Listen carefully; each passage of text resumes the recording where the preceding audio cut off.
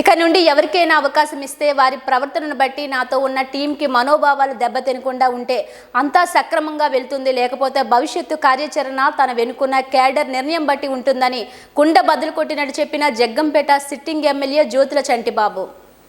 జగన్మోహన్ రెడ్డి నన్ను పిలిచి చెప్పిన మాట నిజమే, నాకు ఆయన మీద గౌరవం ఉంది కనుక ఈ రోజు వరకు ఆయన పుట్టినరోజు కార్యక్రమం వరకు నా తరపు నేను సక్రమంగా చేశాను. నా వరకు నేను పర్సనల్గా ఈ తర్వాత వ్యవహారాలు ఏంటంటే ఇంకా 3 నెలలు ఉన్నాయి. ఇంకా కాలపరిమితి నేను ఎమ్మెల్యేగా శాసనసభ్యుడిగా కొనసాగడానికి 3 మాసాలు 3 నెలలు వ్యవధి ఉంది. ఆ తర్వాత ఏంటంటే ఇప్పుడు వరకు ఇక్కడ కేడర్ ఎవరైతే ఉన్నారో నాతో పాటు పనిచేసినటువంటి ఈ కేడర్ అంతా కూడా గతంలో రకరకాల ఇబ్బందులు పడి ఉన్నటువంటి పరిస్థితులు ఉన్నాయి. మీ ద్వారానే కూడా ప్రెస్ మీట్లు అవి పెట్టుకోవడం జరిగింది.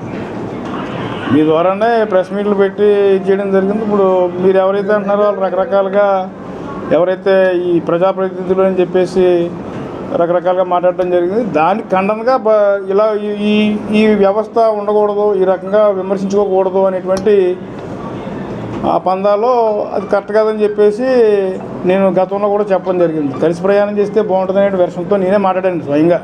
మా సంబంధించి ఇప్పుడు ఇక్కడ ఉన్నటువంటి మార్కెట్ కమిటీ చైర్మన్ గారు కొత్తపల్లిలో జనప్రతినిధి సుబ్బారావు గారు, మా ఎంపీపీ గారు, తోటరావు గారు, వీళ్ళందరూ కూడా ప్రజాప్రతినిధులుగా ప్రజల నుంచి నెగ్గినటువంటి ఎంపీపీలు, జడ్పీటీసీలు, సర్పంచులు, ఎంపీటీసీలు వీళ్ళందరూ ఉన్నారు.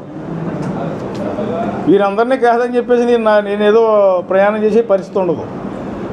ఖచ్చితంగా మిమ్మల్ని ఏ రకంగా పిలిచి మొన్న ఈ టీం అంతా మాట్లాడారో దాని ప్రకారం ఇప్పుడు ఎందుకంటే నేను ఒకరిని చేసేది ఏముండదు.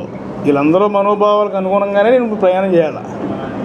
అది భవిష్యత్తు నిర్ణయం అంతే తప్ప నేను ఇప్పుడు సొంతంగా చెప్పేసేది ఏముంటుంది. జగన్మోహన్ రెడ్డి గారు పిలిచి చెప్పడం వాస్తవమే. మీకు కావాల్సినటువంటి వ్యవహారం విషయం అది.